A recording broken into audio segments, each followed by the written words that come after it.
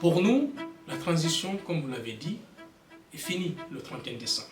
Et nous qualifions ce procès comme étant un procès politique.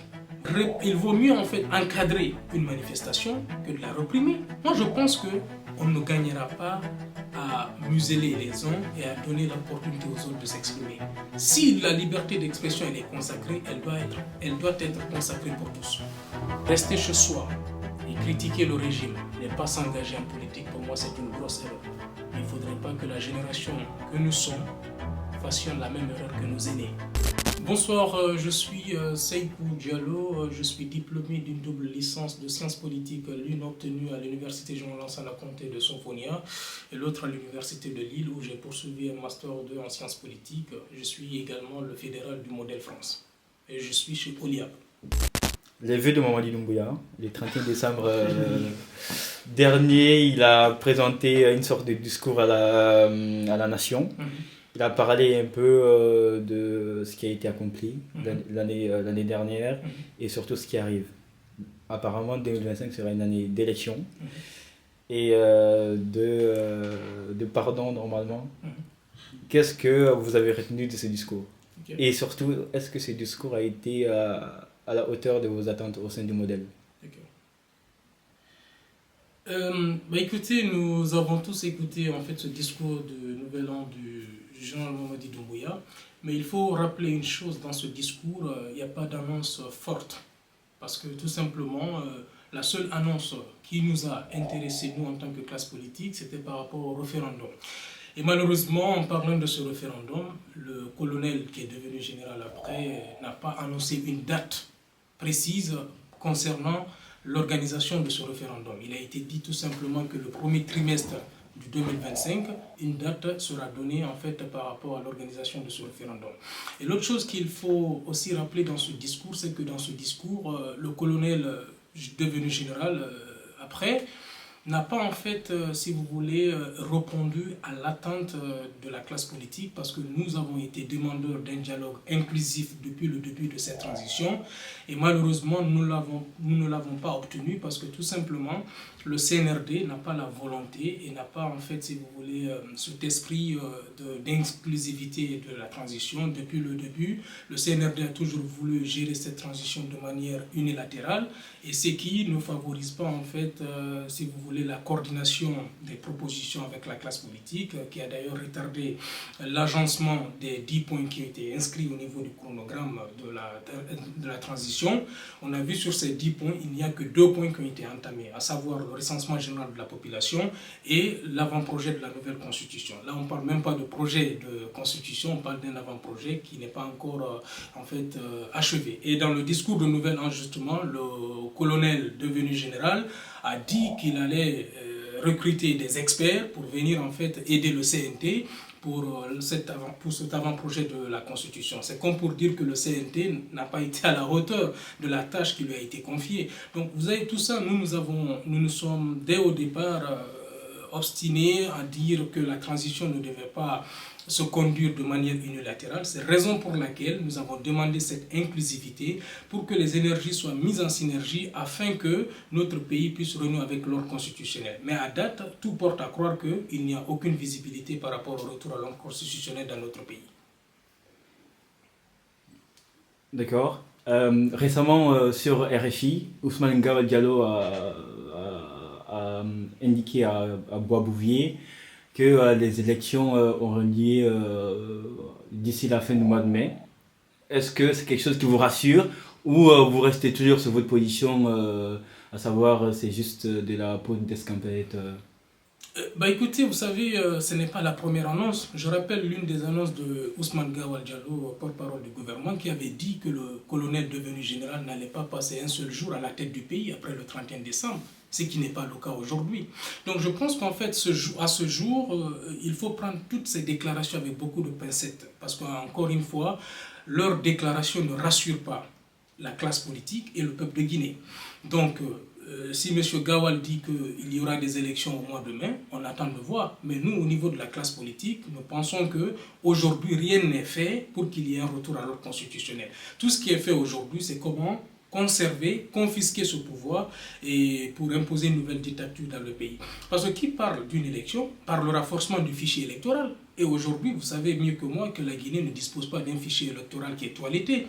Il a été dit que le fichier électoral sera extrait du recensement général de la population, sauf qu'au niveau de la classe politique, nous avons fait comprendre au gouvernement que ça n'a rien à voir. Le recensement général de la population peut être un outil de planification pour aider les politiques publiques dans le pays, et les gouvernants ont décidé en fait de ces politiques publiques dans les différents secteurs, mais malheureusement on ne peut pas tirer un fichier électoral d'un recensement général de la population. Nous avons estimé à l'époque la proposition que la classe politique avait faite, c'était de toiletter l'ancien fichier électoral, puisque ce fichier électoral avait déjà permis l'organisation des élections de 2020. Il y avait juste quelques cas de doublons à régler dans ce fichier électoral pour permettre le processus électoral d'avancer un peu plus, mais malheureusement cette proposition a été balayée d'un revers de la main et ceci n'a pas été en fait entendu du côté du CNRD. Donc encore une fois, nous ne croyons pas en fait à cette déclaration de M. Ousmane Gawal, sachant qu'il y a beaucoup de déclarations lui-même qu'il a faites qui n'ont pas en fait eu lieu et ou qui ne se sont pas du tout réalisées. Nous attendons de voir en fait ce que cela va donner. D'accord, merci pour ces précisions. Aliouba a été arrêté le 26 décembre dernier, alors qu'il s'est rendu à Freetown, si je ne me trompe pas. Depuis lors, sa situation a beaucoup évolué. Il a été reconnu coupable d'offense et de diffamation à l'égard du chef de l'État, à savoir Mamadi Doumbouya. Est-ce que pour vous, les charges qui ont été retenues pour lui sont réelles, même si là on ne doit pas commenter une décision de justice? Au modèle, comment est-ce que vous prenez cette condamnation? Et surtout, est-ce que des actions sont prévues à cet égard-là? Écoutez, déjà c'est le lieu et le moment de rappeler que nous avons été beaucoup peinés d'apprendre cette décision rendue au tribunal de première instance de Kaloum, parce que tout simplement nous estimons encore une fois ceci n'est qu'une parodie de justice. Et ce procès pour nous n'a rien de judiciaire ou de juridique, c'est un procès purement politique. Parce que vous l'avez dit, en fait M. Ba se rendait à Freetown pour des raisons sociales et il a été arrêté à la frontière, et c'est à la frontière qu'on lui a notifié qu'il n'avait pas l'autorisation de sortie du territoire. Et de fil à aiguille, il a été accompagné au haut commandement de la gendarmerie où il a été présenté à un juge. Mais il vous souviendra que les propos qu'on reproche à M. Ba, notre cellule de communication d'ailleurs a fait un travail remarquable là-dessus, ces propos ont été rendus publics. Et dans ces propos, vous n'avez rien d'offensant ou de diffamatoire à l'encontre du chef de l'État. C'est des propos dans lesquels M. Ba demande aux religieux de prendre leurs responsabilités, à dénoncer les kidnappings dans le pays. Parce que vous le savez quand même, ça fait 6 mois aujourd'hui que nos camarades Fonike Mange et Biloba ont été kidnappés et depuis lors, nous n'avons plus aucune nouvelle d'eux. Et récemment, c'est le journaliste Habib Marwan Kamara qui a été kidnappé. Et donc, dans ce discours de M. Ba, comme vous le savez, dans toutes les sociétés africaines, il y a ce qu'on appelle les autorités morales et les autorités sociales. Ce sont des vieux, parfois c'est des imams, c'est des prêtres, c'est des sages, à qui on demande parfois des conseils, même les dirigeants demandent des conseils à ces sages. On a vu récemment par exemple au Sénégal, où Macky Sall est allé demander des conseils, ou qui a été même rappelé à l'ordre par des mourides. Et ce sont ces autorités morales qui parfois rappellent à l'ordre nos dirigeants. Donc M. Ba avait demandé aux dirigeants de monter au créneau pour dénoncer en fait les cas de kidnapping. Parce qu'encore une fois, ces dirigeants-là, ces imams ou ces prêtres ne peuvent pas chaque vendredi ou chaque dimanche faire des sermons dans les différentes mosquées et dans les différentes églises, mais sans parler de ces cas de kidnapping-là. Donc pour nous, encore une fois, nous sommes formels. Dans ces propos, il n'y a rien d'offensant. Et nous qualifions ce procès comme étant un procès politique. Vous savez, l'objectif qui est caché derrière ce procès, et cette condamnation d'ailleurs, c'est de museler en fait M. Ba. Parce que M. Ba, vous le savez, récemment était la seule voix dissidente ou dissonante eu égard à ce régime de transition. Parce que vous savez, les autres ont été forcés à l'exil, notamment Seloudan Diallo et Sidia Touré. Donc en Guinée, il ne restait que M. Ba, tout le monde l'a dit. C'est le seul qui dénonçait en fait l'état du régime en place. Donc si aujourd'hui on trouve un procès politique pour coller sur la peau de M. Ba, pour l'empêcher de dénoncer et de parler, nous condamnons cette méthode avec la dernière énergie, parce que nous estimons que nous aspirons vivre dans un état de droit, et que celui qui aspire à vivre dans un état de droit ne peut pas cautionner en fait une telle parodie de justice. C'est la raison pour laquelle, vous avez vu avec toutes les communications du parti, nous sommes montés au créneau pour dénoncer cette parodie de justice, cette arrestation arbitraire et cette condamnation. Et à ce jour, je vous apprends déjà que nos avocats ont déjà interjeté appel au niveau de la cour d'appel.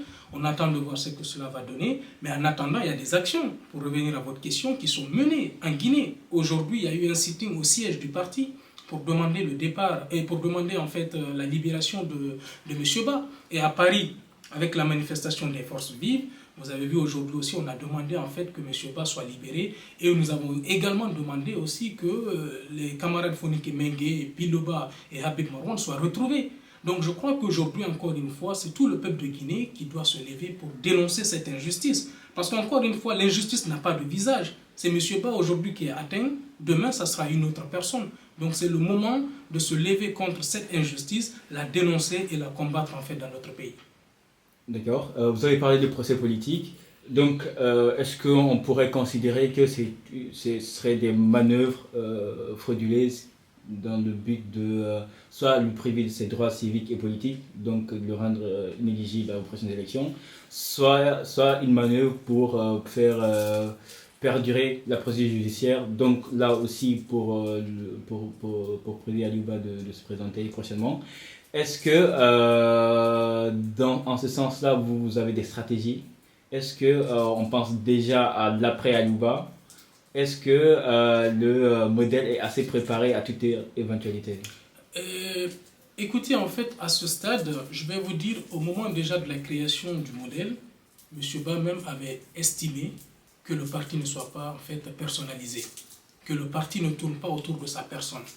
Parce que quand vous prenez l'histoire des partis politiques en Guinée, vous prenez par exemple le PDG-RDA, n'a pas survécu après la mort de Sékou Touré. Vous prenez le PUP, c'était pareil. C'est un parti qui n'a pas aussi survécu après la mort du général Lansana Conté.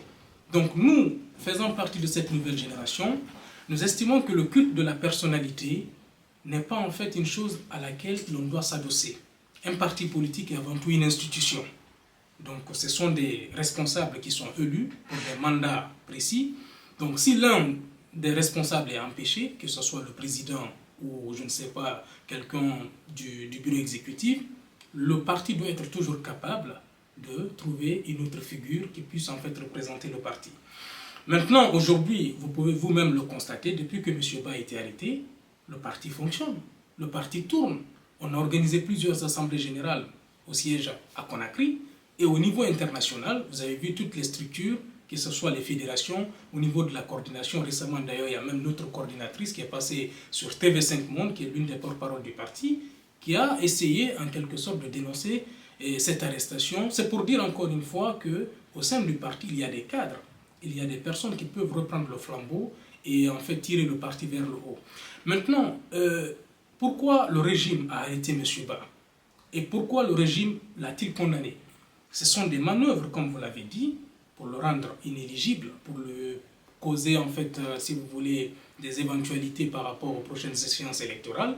Parce que tout le monde sait qu'aujourd'hui, M. Ba est devenu quand même une alternative crédible dans notre pays et dans le paysage politique.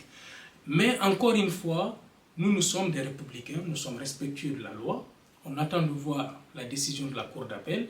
Mais vous pouvez d'ores et déjà vous rassurer qu'au modèle, c'est une institution. Le parti, ce n'est pas un parti qui a été créé autour d'une personne.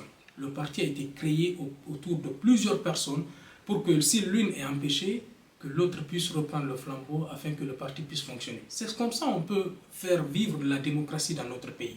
Nous voulons la démocratie au niveau national, mais il faudra à un moment donné qu'on puisse imposer la démocratie dans nos structures, dans nos partis politiques. Donc nous estimons qu'encore une fois, M. Ba n'a rien fait pour se retrouver en prison. D'ailleurs, sa place n'est pas prison, sa place c'est parmi nous pour continuer son travail qu'il faisait d'ailleurs très bien, il était apprécié de tout le monde. Mais si demain, comme vous l'avez dit, M. Ba est inéligible, pour le moment c'est trop tôt de se prononcer sur la question. Attendons de voir un peu comment cette procédure judiciaire, c'est que ça va donner. Mais en attendant que cela ne finisse ou cette procédure n'arrive à son terme, je puis vous rassurer que le modèle, c'est une institution, c'est un parti politique qui est bien organisé à l'interne, au niveau de ses structures nationales et au niveau des structures internationales. D'accord, c'est très très clair. Le vice-président du modèle, Abdoulaye Amissouma, si je ne me trompe, a déclaré que les mobilisations ou encore les actions judiciaires que vous avez entamées seraient, je cite, la première étape d'une série d'initiatives citoyennes qui seront prochainement affinées. Est-ce que cela sous-entendrait que des actions positives sont prévues autour de Conakry et quelle est la nature de ces actions-là et surtout, comment est-ce que vous comptez les mener à bien? Bon, à date, comme le vice-président l'a dit, M. Abdoulaye Amissouma, et aujourd'hui, en fait, il faut, vous savez, dans une stratégie, on ne peut pas dévoiler quand même la stratégie. Oh, mais on est entre nous, on peut se dire la chose. Oui, mais si on la dévoile, elle cesse d'être une stratégie. Pour le moment, la série d'initiatives mises en place ou déclenchées à Conakry, c'est par rapport au sitting. Et ceci a commencé aujourd'hui. Aujourd'hui, au siège, s'est rassemblé plusieurs personnes qui sont venues soutenir en fait M. Aliouba, y compris les membres du bureau exécutif, parce qu'ils étaient nombreux aujourd'hui à soutenir M. Aliouba en arborant des t-shirts avec des slogans « Libérez Aliouba ». Maintenant, en ce qui concerne les autres séries, ou si vous voulez, en ce qui concerne les autres actions à venir, ça c'est comme je l'ai dit tout à l'heure, nous n'allons pas dévoiler ça pour le moment. Je voudrais que vous patientez et que dans les jours et ou dans les mois à venir, en fonction de l'évolution de la situation, nous allons essayer de communiquer aussi sur ces stratégies que nous comptons mettre en place. Ok, vous ne voulez peut-être pas nous le dire, mais est-ce que des manifestations sont prévues, étant donné que, sachant plutôt que ces manifestations sont interdites depuis juin 2022 en Guinée? Écoutez, nous sommes déjà membres des forces vives. Vous savez, le 6 janvier, il y a eu une manifestation dans le Grand Conakry, où d'ailleurs on a déploré 3 morts, ce qui n'est pas du tout notre vœu, puisque quand on appelle à des manifestations, nous sommes toujours responsables, nous demandons aux gens, c'est des manifestations pacifiques. Mais malheureusement, comme vous le savez, en fait, à chaque fois que les Guinéens sont sortis dans la rue pour manifester pacifiquement, il y a toujours des morts. Ça, nous déplorons en fait cet état de fait et cette manière de faire le maintien d'ordre. Pour nous, le maintien d'ordre ne consiste pas en fait à créer des morts ou je ne sais, à faire des morts à chaque manifestation. On peut maintenir l'ordre public sans qu'il n'y ait des morts. Ça, vous êtes d'accord avec moi. Mais aujourd'hui, étant membre des forces vives, si demain, puisque aussi on est dans le comité de pilotage, bien sûr que oui, il y a des actions qui sont mises en place dans ce sens. Et l'interdiction dont vous parliez tout à l'heure, mais vous savez bel et bien que ça c'est une interdiction illégale, parce que la charte de la transition qui fait office de constitution, dans cette charte, il est clairement indiqué que les manifestations sur les voies publiques étaient autorisées. Mais aujourd'hui, malheureusement, les seules manifestations autorisées en Guinée, c'est les manifestations de propagande pour le régime en place. Vous avez vu même les tournois qu'on organise souvent pour dire que Mamadi Doumbouya doit se présenter aux élections ou pour faire la propagande du CNRD. On a vu récemment ce qui s'est passé à Zérékoré, où il y a eu plusieurs morts lors d'un tournoi de propagande. Maintenant, les manifestations dites interdites, ce sont les manifestations de l'opposition qui demandent par exemple un retour à l'ordre constitutionnel ou qui simplement demandent la libération de ses membres, comme M. Aliouba et tant d'autres. Oui, mais est-ce que les personnes qui apportent leur soutien peuvent être considérées comme des manifestants? Non, mais écoutez, vous savez, quand on demande aux gens de manifester, ils sortent dans la rue pour demander, par exemple, avec un t-shirt de Aliouba ou de Foniki Mengue. Et voilà, c'est une manière d'exprimer. Vous savez, la manifestation, c'est un droit constitutionnel. C'est les lois qui le consacrent. Et la charte elle-même reconnaît que la manifestation était possible. Mais malheureusement, au fil des temps, on a compris que le CNRD a interdit les manifestations juste pour bâillonner l'opposition, mais permettre quand même à des mouvements de soutien de faire leur propagande dans le pays. C'est que nous déplorons parce que c'est du 2 poids 2 mesures. D'accord, je comprends tout à fait votre position. Vous avez mentionné des morts. Ce n'est pas une première en Guinée. Je pense que dans l'histoire politique de la Guinée, chaque manifestation s'est soldée par des pertes en vies humaines. Est-ce que aujourd'hui vous entendez les personnes qui disent que ça ne servira à rien de manifester et surtout qu'il ne faudrait pas en aucun cas et pour aucun parti politique donner du temps et surtout sa vie? Écoutez, aujourd'hui, j'entends bien ce discours parce que nous sommes en régime de transition et nous avons des témoignages des personnes qui ont récemment été en Guinée qui nous disent que le pays est complètement militarisé. La peur est là. Ça se comprend que les gens ont peur de sortir dans la rue pour manifester. Mais en fait, la question qu'il faille se poser, c'est de savoir en fait, ceux qui sortent, ils sont désarmés quand même. Ils n'ont rien. Ils n'ont que des cailloux parfois qu'ils jettent. Ils n'ont pas armés. Ils ne sont pas du tout armés. Et donc, moi je pense que comme on l'a dit depuis le temps d'Alpha Condé, il vaut mieux en fait encadrer une manifestation que de la réprimer. Une manifestation, ça s'encadre. Même dans les pays développés ici en France, on a vu par exemple lors de la grève des Gilets jaunes, il y a eu des manifestations qui ont débordé. Mais les forces de l'ordre ont toujours utilisé des armes conventionnelles, du gaz lacrymogène, on a même utilisé de l'eau chaude. Il y a beaucoup de choses qu'on peut utiliser pour encadrer une manifestation et maintenir l'ordre et sans utiliser les balles. Donc aujourd'hui, on a comme l'impression que dans notre pays, lorsqu'on dit manifestation pacifique, c'est égal à mort. Ça ne devrait pas être ainsi, malheureusement, nous le déplorons. Donc je pense que c'est au pouvoir public de faire en sorte que pendant les manifestations, qu'on encadre les manifestations au lieu de les réprimer. Et encore une fois, il y a beaucoup d'enquêtes, je crois, qui ont été faites. Dans ce sens, on a trouvé clairement que ceux qui sortent ne sont pas du tout armés. Et donc on se demande aujourd'hui qui est-ce qui tue. Donc la question reste à poser, mais je crois que dans un pays, encore une fois, il revient à l'État de situer les responsabilités, d'encadrer les manifestations et de permettre à chacun et à chacune d'exprimer en fait son mécontentement sur la place publique. C'est quand même un droit, ça c'est ce qu'on appelle le droit à l'expression, le droit que chacun peut avoir pour exprimer ses opinions. Maintenant, ces opinions les opinions des uns peuvent ne pas être celles des autres, mais il ne faudrait pas que les autres empêchent les uns à exprimer leur opinion. Sinon, ça devient du deux poids, deux mesures et que l'opposition n'a pas le droit de manifester, mais par contre, les mouvements de soutien et de propagande ont lieu dans le pays. C'est ce que nous déplorons. Si personne n'a le droit de manifester dans ce cas, alors qu'on interdise également les manifestations de soutien pour le régime de Doumbouya. Mais que répondez-vous aux personnes qui disent ok, nous sommes en transition, cette transition-là demande parfois des actions controversées, voire liberticides, pour le bien commun. Que répondez-vous à ces personnes? Mais qu'est-ce que vous entendez par liberticide? Parce que là, je comprends des actions... Liberticide, c'est-à-dire empêcher toute manifestation, fermer les médias, ou voilà, pour ne pas propager une certaine idée qui serait de nature à entraver la marche normale de la transition. Oui, mais là, dans ce cas, nous retombons dans le parti unique, dans les régimes communistes. Et à ce que je sache, même le CNRD, dans sa charte, n'a pas dit que la Guinée est un pays communiste. Eux-mêmes, ils font la promotion de la démocratie. Eux-mêmes, ils disent que la Guinée est un État démocratique.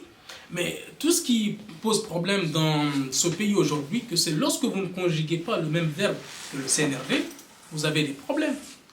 Et tous les mouvements qui conjuguent le même verbe avec le CNRD, ces mouvements-là font leurs activités dans le pays sans aucune crainte ou sans aucun problème.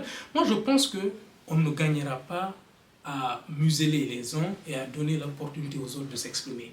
Si la liberté d'expression est consacrée, elle doit être consacrée pour tous.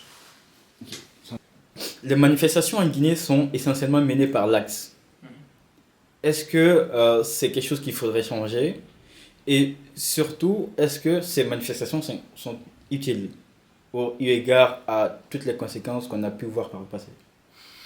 Vous savez, en fait, les manifestations sont des actions parmi tant d'autres. Il n'y a pas que les manifestations. Parfois, nous demandons aussi des journées villes mortes et c'est suivi des faits. Donc l'idée de ces journées villes mortes, c'est de paralyser le pays, rendre la situation morose, la situation bien sûr économique. Mais lorsque vous pointez du doigt sur l'Axe, vous savez, l'Axe depuis le régime de Lansana Conté, c'est quand même une zone quand même qui s'est toujours montrée comme une zone qui défend la liberté, la démocratie. Il y a beaucoup de mouvements qui sont partis de là. Mais il n'y a pas que l'Axe. En 2007, par exemple, il y a eu le mouvement, si vous voulez, populaire qui s'est emparé de tout le pays. Il y a eu un soulèvement populaire. Donc moi je pense qu'en fait c'est une question parfois d'angle. Les gens voient l'Axe comme étant la zone où ça manifeste beaucoup, étant donné que sur l'autoroute ça ne bouge pas trop. Mais je crois que ça va venir. On a vu récemment avec l'appel à manifester, il y a eu quand même quelques personnes qui se sont déplacées pour manifester, quoi qu'il en soit, avec les risques qu'il y a. Donc je crois qu'il ne faut pas se focaliser seulement sur l'Axe. La question qu'il faille se poser aujourd'hui, c'est de savoir est-ce que réellement ces manifestations-là arrivent en fait à aboutir ou à donner des résultats probants. Et ce qui est le cas, parce que souvent, on a vu sous le régime d'Alpha Condé, ces manifestations-là ont été quand même un moyen de pression pour l'opposition, ce qui a permis au régime d'alors de céder sur beaucoup de points. Donc pour le moment, je crois que c'est tout le peuple de Guinée qui est en danger. Et donc quand on appelle à manifester, nous, au niveau de la classe politique et des forces vives, on ne dit pas seulement l'Axe, on demande au peuple de Guinée de sortir. Maintenant, le constat parfois fait qu'on voit que c'est seulement l'Axe qui manifeste, mais cela ne voudrait pas dire que dans les autres localités, un jour, il n'y aurait pas en fait une prise de conscience et que la manifestation soit générale. Simanou 2040, c'est le Graal de la Guinée. On est d'accord sur ça? Bon, pas forcément, pas forcément. Mais pourquoi? Parce que on parle d'agriculture, on parle d'infrastructure, on parle de santé. C'est un projet à plusieurs milliards. La Guinée deviendra un acteur plus que majeur dans l'industrie d'alumine au niveau mondial. C'est quand même quelque chose qu'on doit au CNRD. Oui, écoutez, vous savez, la question des mines ou les mines dans notre pays, depuis l'indépendance, la Guinée vend la bauxite. À un moment, on était même deuxième pays producteur de la bauxite après l'Australie. Mais est-ce que depuis que la Guinée a commencé à vendre les mines, est-ce qu'on en a bénéficié? Est-ce que les localités même dans lesquelles où est extrait ces mines sont des localités parmi les plus pauvres du pays? Donc, moi je pense qu'aujourd'hui, il faut essayer de voir la question autrement. Et voir cette question autrement, c'est de savoir est-ce que les mines peuvent nous aider à développer notre pays? Moi, je dirais non. Les mines ne peuvent pas aider un pays à se développer. Mais les mines peuvent bien sûr booster un pays. Mais les mines, le développement d'un pays ne peut pas se résumer en fait à l'exploitation minière. Parce que ce que vous oubliez aussi, n'oubliez pas qu'avec l'exploitation minière, il y a aussi d'autres conséquences au niveau environnemental. Par exemple, quand vous prenez à Bokeh aujourd'hui, quand vous vous y rendez, et en plein midi, vous avez le soleil et qui quand même à 40 degrés, parfois à 50 degrés, ça contribue aussi au réchauffement climatique. Les cours d'eau, par exemple, dans ces régions, il n'y a plus de cours d'eau. Et vous savez qu'est-ce que ça fait lorsqu'on n'a plus de cours d'eau. Et dans ces zones-là, vous avez en plein midi, vous avez des enfants qui traînent encore dans la rue, qui ne vont pas à l'école. Parce que tout simplement, l'État n'a pas suffisamment construit des écoles publiques. Des familles n'arrivent pas à trouver des moyens pour inscrire leurs enfants dans les écoles privées. Vous avez dans ces zones-là où les gens n'arrivent pas à trouver 3 repas par jour. Parfois même un repas, c'est un problème. Donc moi, je pense qu'aujourd'hui, l'idée, ce serait de voir comment est-ce qu'on peut profiter avec l'exploitation minière. Je serais bien d'accord que si l'exploitation de ces mines pouvait nous aider, par exemple, à avoir des infrastructures, à désenclaver ces zones-là. Mais même ces zones-là où les minéraux sont extraits, dans ces zones-là, c'est des zones enclavées. Il y a des zones où vous n'avez pas une 4x4, vous ne pouvez pas vous y rendre. Donc je trouve ça quand même très déplorable. Donc moi je pense qu'aujourd'hui notre pays ne devrait pas tout miser sur les mines. Bien que les mines bien sûr rapportent beaucoup au niveau du budget national, mais nous pouvons aussi développer d'autres secteurs comme l'agriculture. Par exemple le secteur de la pêche, de l'aquaculture et de l'économie numérique aussi. Il y a tous ces secteurs qu'il faudra aussi prendre en compte et ne pas résumer tous les efforts au niveau des mines. Et en plus, qu'est-ce que les sociétés minières font aujourd'hui? Vous avez en fait les Chinois qui font aujourd'hui, qui prennent de la bauxite en Guinée, qui font de la réserve stratégique chez eux, parce que tout simplement, ils veulent que le jour où il y aura en fait un manque de bauxite sur le marché mondial pour faire de la spéculation. Est-ce que les Guinéens que nous sommes Est-ce que dans le panier de la ménagère, est-ce qu'au niveau des populations dans ces zones-là, est-ce que les gens ressentent réellement l'exploitation ou le bénéfice de ces mines-là? Je dirais non, parce qu'il suffit juste de vous rendre sur les lieux pour constater de vous-même que les populations ne sont pas suffisamment, même si vous voulez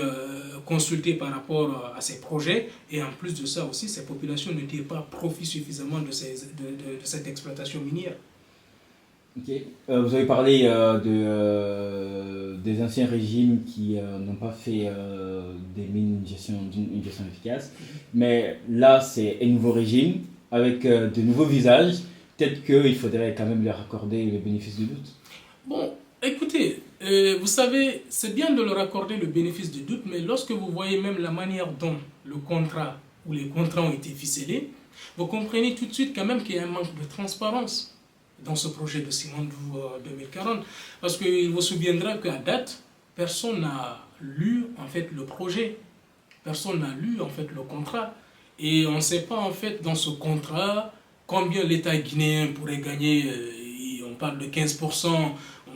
Il y a beaucoup de chiffres qui circulent. Mais moi, je préfère être prudent parce que je n'ai pas lu le document. J'aimerais bien le lire et comprendre réellement ce que l'État gagne dans ce projet et qu'est-ce que cela peut aussi apporter ou rapporter au contenu local, c'est-à-dire les communautés et dans les régions où ces minéraux-là sont extraits. Mais malheureusement, aujourd'hui, en fait, le contrat n'est pas du tout rendu public. Et pourtant, il y a des dispositions quand même dans le code minier qui obligent l'État guinéen à rendre les contrats miniers publics pour que cela soit à la disposition des populations, pour que cela soit consultable sur le site du ministère des Mines et de la Géologie. Mais même aujourd'hui, quand vous voyez un peu, ce n'est pas le ministère des Mines qui gère le projet en soi. Il y a une cellule, un comité stratégique qui a été créé à la présidence de la République qui ficelle ou qui gère tout ce contrat. Et voilà. Donc, encore une fois, c'est une question de transparence.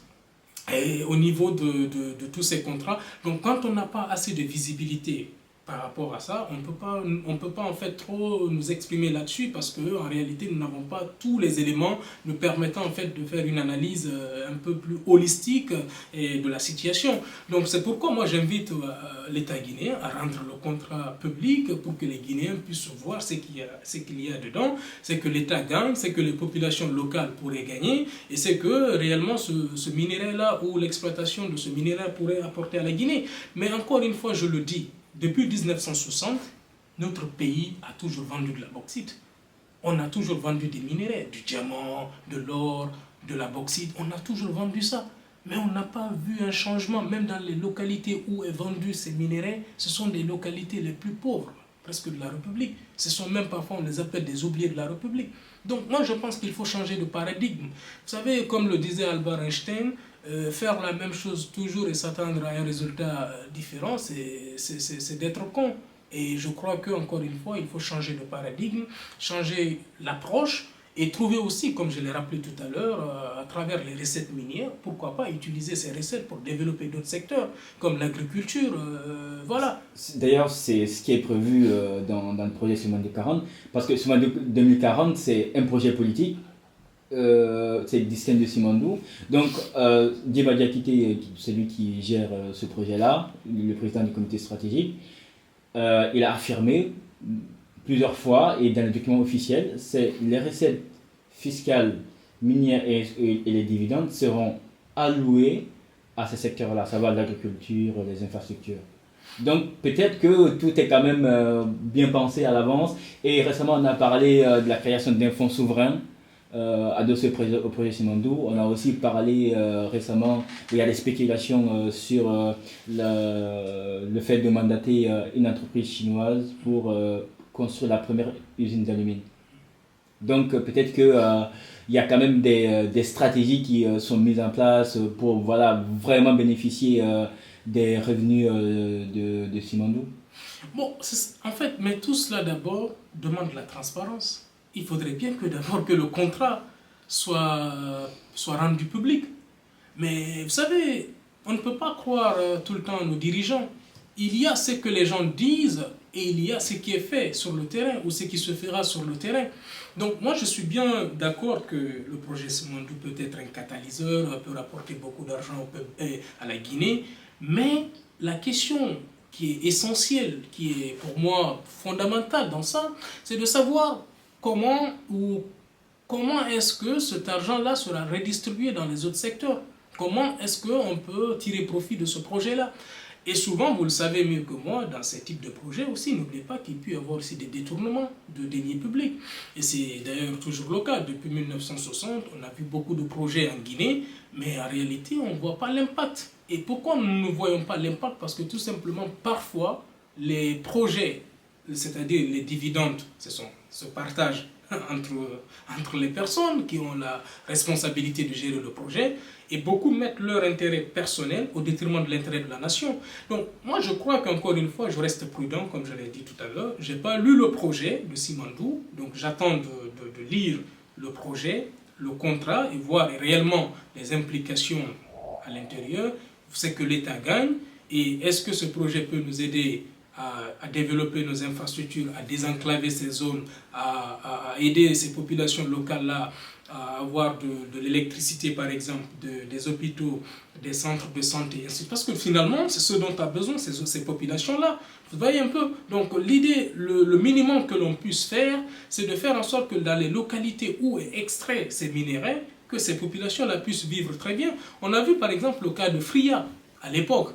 Vous savez quand même, quand il y avait l'usine Frigia qui tournait en plein régime, les populations quand même de Fria ont quand même pu bénéficier à un moment, parce que tous ceux qui travaillaient à l'usine rapportaient des vivres à leur famille, et Fria, il y avait de l'électricité 24 heures sur 24, comme ça, pareil. Donc je pense qu'il y a tous ces enjeux-là aujourd'hui qui se posent, et donc attendons de voir ce que ça va donner. Pour le moment, je vois beaucoup de publicité autour de Simandou, mais je ne vois pas assez de choses concrètes là-dessus.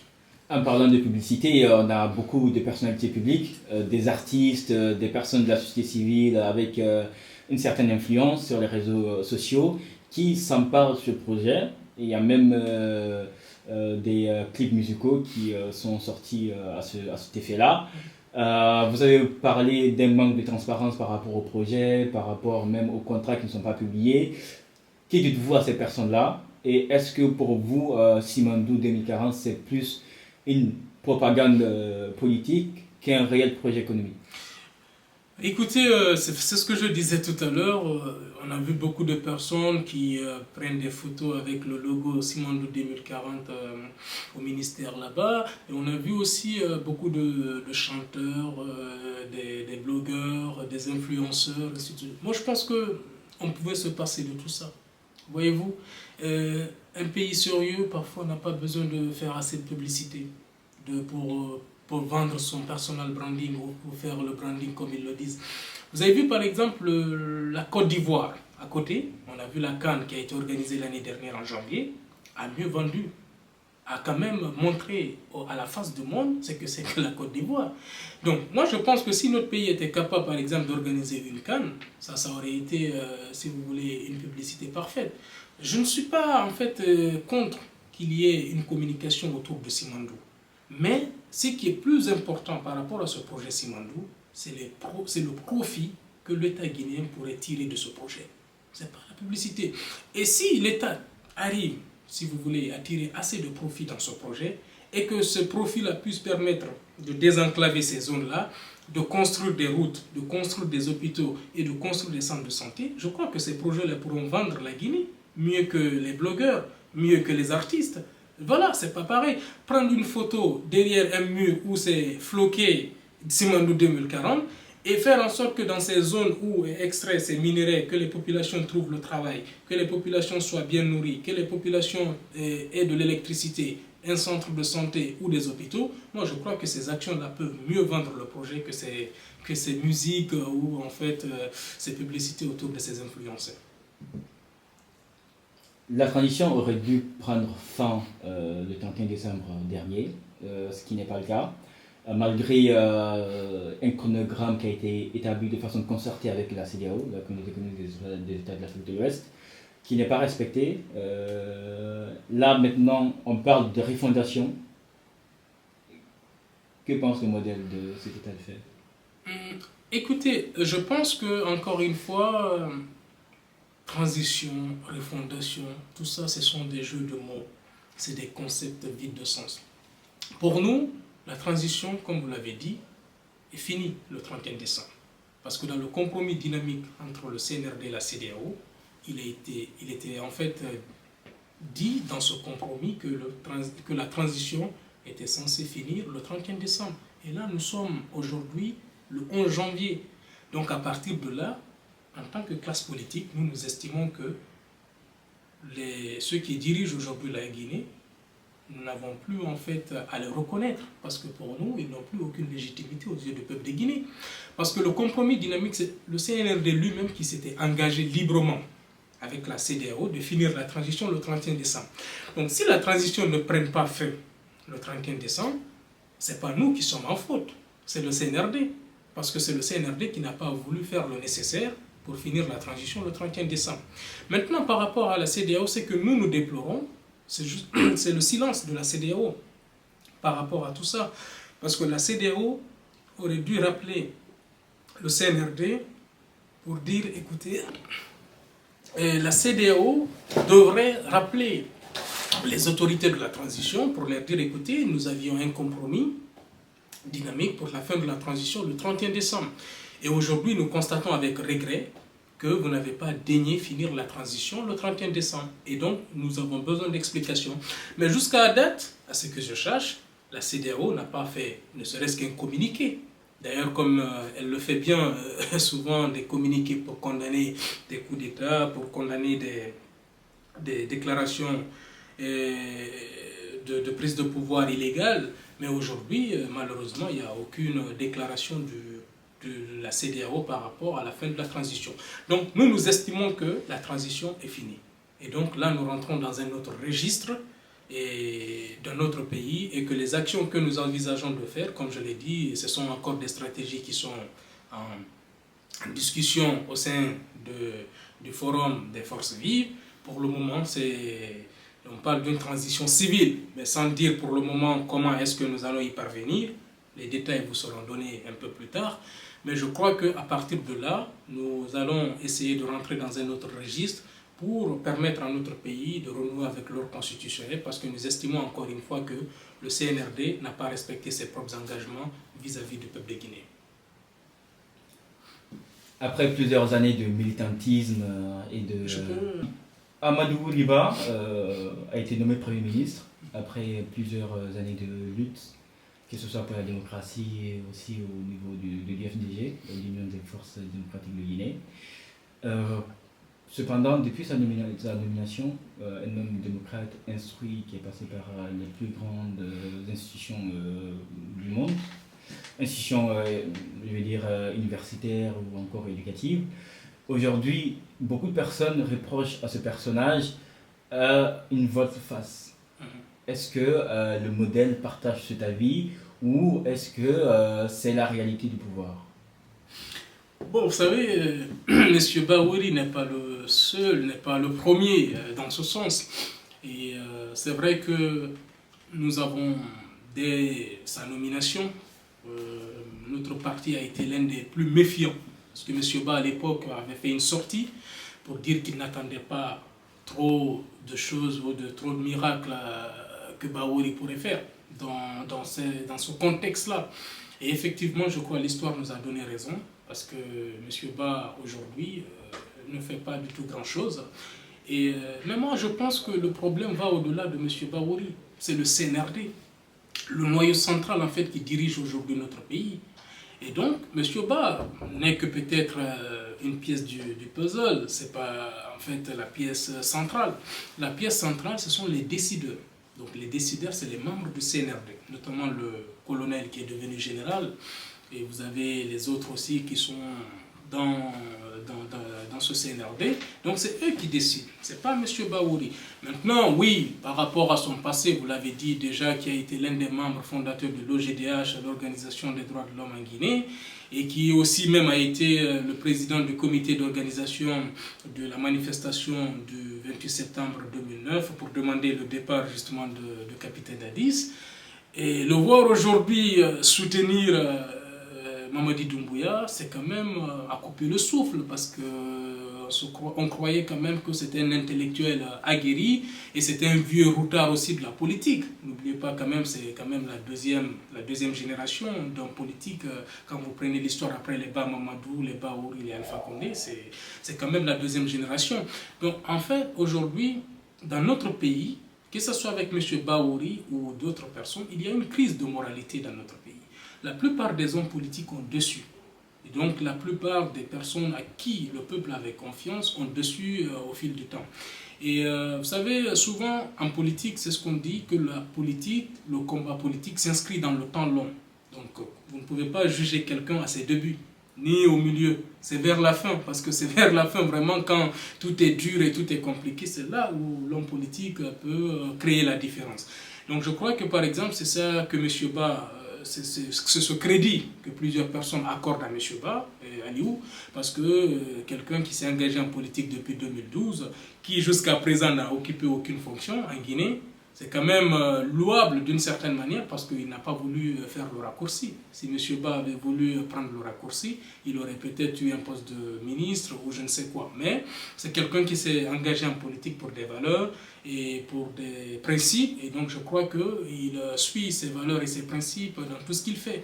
Donc je crois qu'encore une fois, pour le cas de M. Baouri, c'est vrai que nous sommes déçus. Mais par rapport à la conduite de la transition, je crois qu'il n'a pas grand mot à dire par rapport au comité, à l'organe de gestion qui est le CNRD, qui décide de tout. Et de toute façon, nous, au modèle, on ne s'attendait pas en fait trop de miracle que M. Ba puisse changer grand-chose en fait dans ce contexte-là.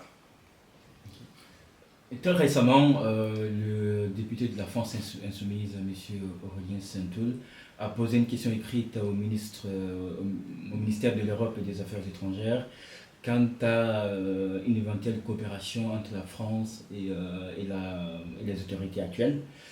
Dans sa lettre, dans sa question écrite, il mentionnait la privation de liberté et aussi le silence assez loud, assez crieur, un silence assez criant de la France par rapport à ce régime-là et par extinction de la communauté internationale. Est-ce qu'aujourd'hui vous pensez que les autorités actuelles bénéficient d'un soutien qui n'est peut-être pas direct, mais indirect, d'une quelconque puissance? Et surtout, est-ce qu'aujourd'hui la Guinée abrite sous une certaine façon des bases militaires ou encore une sorte de coopération cachée avec une puissance étrangère? Par rapport à la première question, déjà c'est le moment et le lieu de remercier le député Aurélien Saint-Toul de la France Insoumise, qui est un ami de la Guinée et un fervent défenseur d'ailleurs de toutes les actions que les forces vives organisent ici à Paris. Il est toujours présent. Et je crois à cette initiative d'adresser cette question écrite à l'Assemblée nationale. Nous avons très très bien accueilli cette initiative, puisque l'idée vraiment c'est quand même mettre toutes ces puissances-là face à leurs responsabilités. Aujourd'hui, ces grandes puissances quand même, ce sont des grandes nations qui se réclament des défenseurs des droits de l'homme, des libertés fondamentales et des libertés publiques. Donc c'est le moment de dire qu'aujourd'hui en Guinée, ces libertés fondamentales ou ces libertés publiques ne sont plus respectées. Donc s'ils doivent agir ou s'ils doivent faire quelque chose, c'est maintenant ou jamais. Mais vous savez, en fait, nous sommes aussi de ceux qui pensent que le problème de la Guinée, nous sommes un pays souverain. Donc le problème de la Guinée, la solution viendra du peuple de Guinée. C'est au peuple de se battre. Je l'ai dit, et dans toutes mes communications, les problèmes structurels que nous avons, c'est à nous de les régler.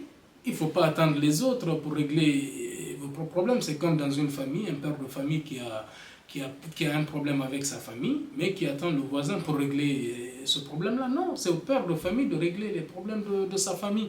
Donc je crois que c'est à nous de régler nos propres problèmes. Maintenant, nous sommes dans un contexte de mondialisation, aucun État ne peut se développer à vase clos. Il y a toujours des coopérations avec les Occidentaux, que ce soit les Américains, les Français ou les Russes. Mais les problèmes structurels, les problèmes qui nous concernent, par exemple le déficit de démocratie, c'est à nous de les régler. D'ailleurs, récemment, on a vu par exemple au Ghana, Et vous avez vu, c'est un pays quand même qui est un bel exemple aujourd'hui de démocratie et qui fait des élections sans bruit. Il y a eu des élections au Ghana, mais personne ne s'en est rendu compte. Il y a eu une alternance au pouvoir. Et donc, qu'est-ce que les Occidentaux peuvent faire? C'est d'encourager ces États qui font des efforts dans le domaine de la démocratie et de la bonne gouvernance. Donc, nous aussi, nous devons faire pareil. Celui qui est arrivé au pouvoir au Ghana, il a été d'ailleurs même vice-président par intérim, et il a longtemps été dans l'opposition, mais il n'a pas cédé parce qu'il savait qu'un jour, puisqu'il y a des élections tout le temps au Ghana, qu'il y aurait une alternance. Mais aujourd'hui en Guinée, le problème c'est que vous ne pouvez même pas vous projeter parce que vous n'avez aucune visibilité par rapport au chronogramme électoral. Donc maintenant, par rapport à ces puissances-là, moi, ce que j'ai envie de leur dire, c'est de prendre position. Puisque ce sont des défenseurs des droits de l'homme, des libertés fondamentales, souvent ils nous bassinent avec ça. Aujourd'hui, en Guinée, clairement, vous avez des personnes qui sont kidnappées, vous avez des personnes qui sont en prison arbitrairement, vous avez des anonymes, des personnes dont on ne parle pas assez puisqu'on ne connaît pas leur nom ou ils ne sont pas suffisamment connus. Donc ces gens-là, je crois, méritent aussi une certaine attention. Donc aujourd'hui, je crois, l'Union européenne, les Occidentaux ou je ne sais qui, le département d'État aux États-Unis, doivent prendre position et demander à la junte de vraiment faire en sorte qu'il y ait un retour à l'ordre constitutionnel et éventuellement aussi de demander en fait la libération de ces détenus politiques ou de ces cas de disparition forcée ou de kidnapping. Pour moi, ça c'est d'abord c'est leur devoir de le faire parce que ceci en fait rend compte ou ceci est en lien avec les principes et les valeurs que les institutions de ces pays-là défendent dans les pays africains ou même dans les pays occidentaux. Donc l'idée, pour moi, ce serait que ces institutions-là ou ces occidentaux-là soient en phase avec leurs propres valeurs et leurs propres principes. Pourquoi un jeune lambda devrait faire confiance au modèle d'autant plus que par le passé, il y a eu beaucoup de vendeurs de rêves, excusez-moi du terme. Qu'est-ce qui fait que le modèle est-ce que déjà le modèle c'est la solution pour la Guinée et surtout comment le modèle pourrait changer le statu quo? Bah écoutez, c'est une très belle question, mais si un jeune devait faire confiance au modèle, je dirais tout simplement, c'est de juger le modèle à travers ses actes ou à travers les actes que posent ses responsables. Le modèle, en fait, à sa création, déjà, c'est une idée partagée. Nous sommes venus pour éveiller les consciences, pour faire en sorte que dans notre pays, qu'il y ait un état de droit, de justice et de partage. Parce que nous sommes convaincus que dans le paysage politique, il y a beaucoup de partis politiques en Guinée. Mais l'offre politique que nous avons, c'est une offre qui est basée sur le factuel. C'est une offre qui est basée, si je veux, sur les éléments tangibles.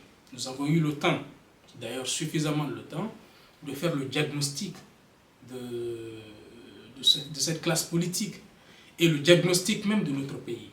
C'est la raison pour laquelle, d'ailleurs, au moment où je vous parle, nous sommes en train de rédiger le projet de société chiffré de notre parti politique. Parce que nous sommes de ceux qui pensent que notre pays n'a pas, en fait, besoin d'aller chercher des enseignements à Harvard ou à la Sorbonne, comme le président aime le dire souvent. Nous pouvons trouver des solutions à nos problèmes en se basant sur nos propres connaissances et sur notre compréhension de la situation. Et nous, c'est ce que nous avons compris au modèle. C'est la raison pour laquelle le projet que nous avons pour la Guinée, c'est une ambition collective. Et dans cette ambition collective, nous sommes convaincus aussi que nous ne pouvons pas la porter seuls. C'est la raison pour laquelle nous demandons à tout le peuple de Guinée de la porter avec nous pour que nous puissions aider notre pays à sortir de ce bourbier-là. Donc, faire confiance au modèle, c'est d'abord de voir un peu le positionnement du parti sur l'échiquier politique. Depuis que le parti a été créé en 2018, on a pris des positions publiques. Le modèle ne s'est jamais caché. Le modèle n'a jamais rien négocié, ni sur la table, ni sous la table. Le modèle a voulu toujours jouer la carte de la transparence. Et son leader, en fait, à la personne de M. Ba, c'est quelqu'un qui n'est pas du tout caché. Ce n'est pas quelqu'un qui fait sa vie derrière les rideaux. C'est quelqu'un qui a pris des positions publiques et qui les a assumées. Donc, je pense qu'aujourd'hui, les Guinéens sont suffisamment intelligents, sont suffisamment, en fait, si vous voulez, ont suffisamment vu des personnes qui ont trahi dans l'arène politique, et les Guinéens sont capables aujourd'hui de faire la distinction entre un leader qui est crédible et un leader qui n'est pas crédible. Donc, à ce stade, voir l'ambition que nous portons et le projet que nous portons pour la Guinée et la manière dont nous faisons la politique, rares des partis le faisaient comme ça auparavant. Et aujourd'hui, la nouvelle offre politique ou la nouvelle façon, cette façon de faire la politique a convaincu beaucoup de jeunes à rejoindre le parti et ensemble à porter cette ambition collective. C'est d'ailleurs le moment de rappeler que récemment, nous avons eu beaucoup d'adhésions au sein de notre parti. Parce que les gens voient le modèle comme étant une alternative crédible pour notre pays. Les gens voient le modèle comme étant ce parti politique qui pourra aider le pays à sortir de cette situation dans laquelle il est enfoncé. Et donc, c'est la raison pour laquelle je dis, tous ceux qui veulent rejoindre le modèle, qu'ils soient en France, en Guinée, aux États-Unis, partout dans le monde, les portes sont grandement ouvertes.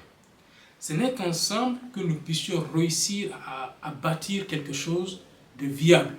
Et la question, par exemple, je vais revenir là-dessus, la question mémorielle nous est très très chère au modèle. Parce que nous estimons que notre pays ne pourra pas se développer si nous ne faisons pas le point sur les tragédies qu'a traversé notre pays. Et faire le point, c'est quoi? C'est d'accepter que par le passé, qu'il y a eu des injustices, que par le passé, il y a eu des crimes, que par le passé, il y a eu des arrestations arbitraires, il y a eu des arrestations injustifiées, et que par le passé, il y a eu tout ça. Donc c'est le moment de se pardonner, de se regarder en face en tant que Guinéen, de conjuguer le même verbe et de se tourner vers l'avenir. Et ça, nous estimons que le modèle, nous portons cette question mémorielle, elle nous est indispensable. Parce que dans tous les pays qui se sont développés, quand vous prenez par exemple dans l'Union soviétique, quand Gorbatchev est arrivé au pouvoir, il a réuni des politologues, des sociologues pour faire le point sur les régimes de Staline et de Lénine, pour que le peuple soit informé des massacres et des crimes qui se sont passés sous ces régimes-là, et ensemble qu'ils se passent. Parce qu'aucune nation, je dis bien aucune nation, ne peut se développer si cette nation, ensemble réunie, n'est pas d'accord sur son passé. Le passé est important et il faut le solder.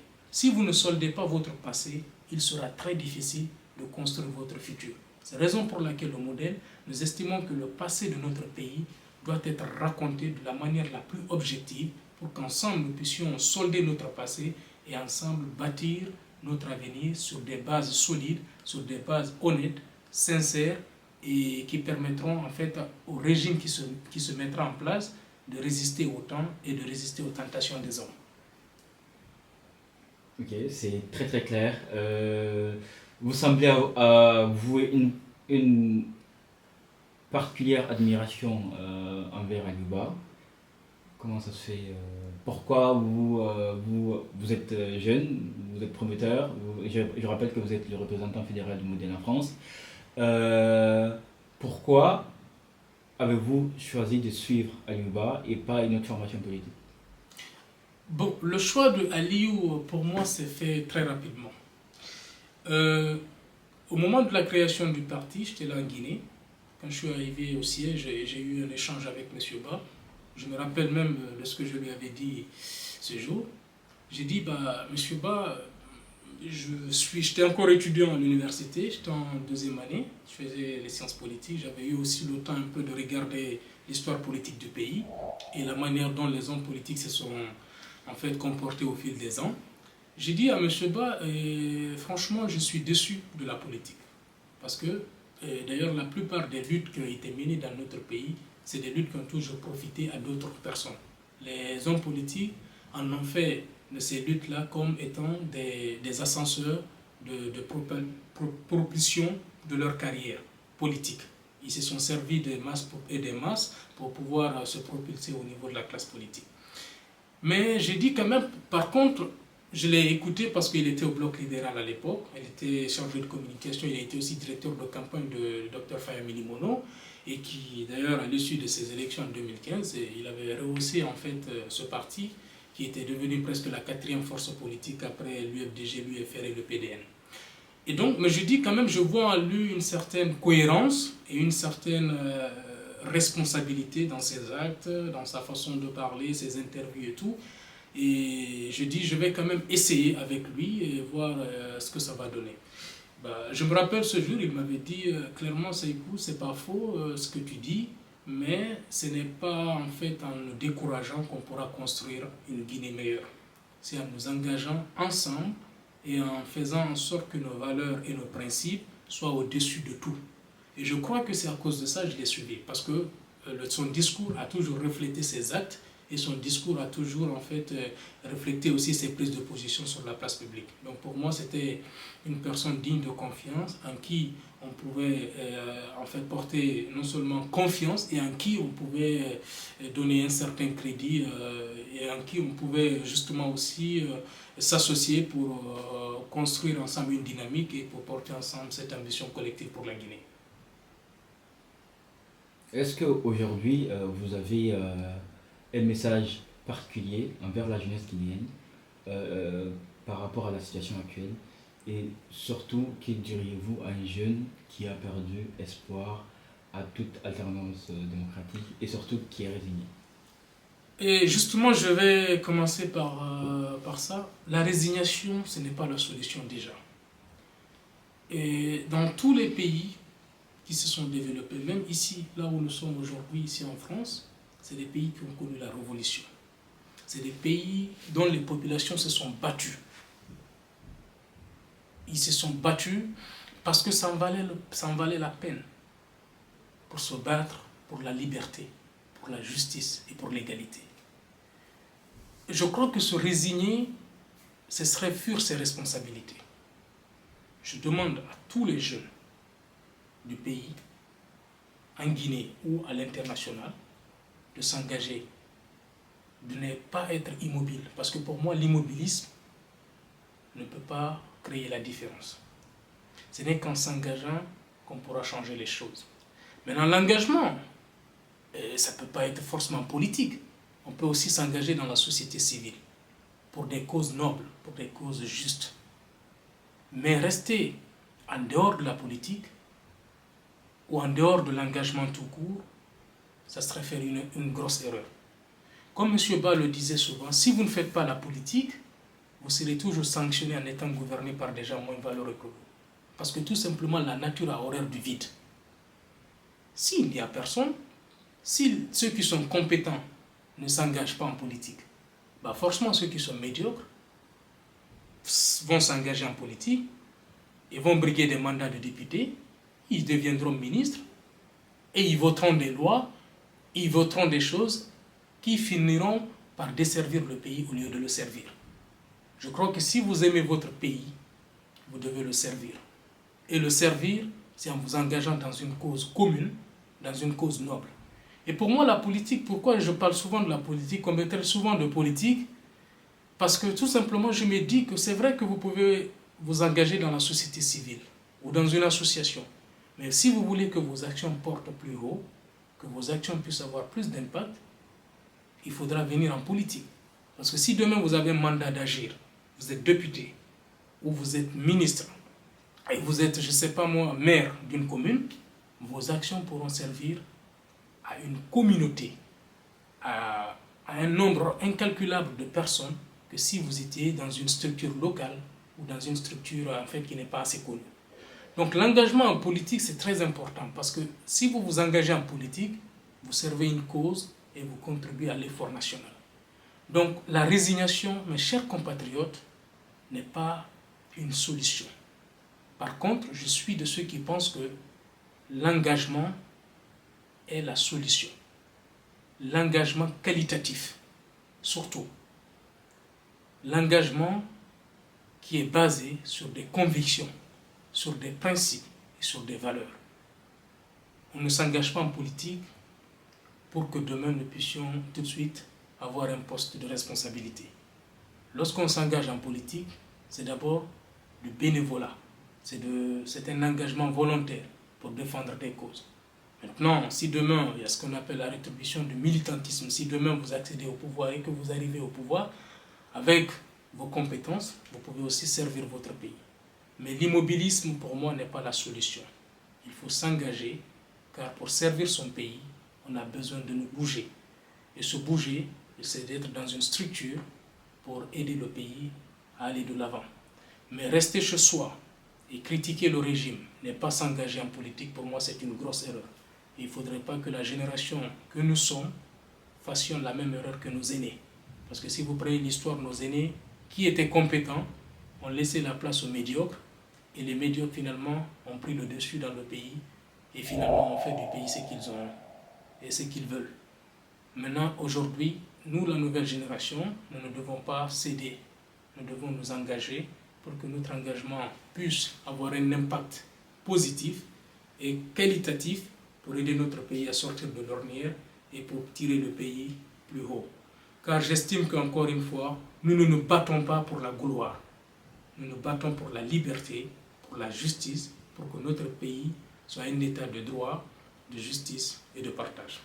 Simandou 2040 est un programme politique propagandiste. Oui, dans le sens où en fait on ne voit pas, si vous voulez, l'aspect pratique du projet. On voit beaucoup plus de propagande via les blogueurs, les artistes, sur les réseaux sociaux. On a comme l'impression qu'on fait du branding du projet, mais pas le projet en soi. La justice est la boussole de la transition. Non. Le modèle est le seul parti capable de relever les défis actuels de la Guinée. Oui. Le peuple des Guinées est dans l'esprit CNRD. Non. Les manifestations ne servent à rien sauf à produire des morts. Non. L'armée guinéenne est républicaine. Oui et non, parce qu'en ce sens qu'aujourd'hui, la transition, il faut rappeler que c'est quand même, il y a une unité spéciale qu'on appelle les forces spéciales. Et donc, on a du mal à comprendre aujourd'hui ce qui se fait dans notre pays, est-elle orchestrée par l'armée régulière ou les forces spéciales.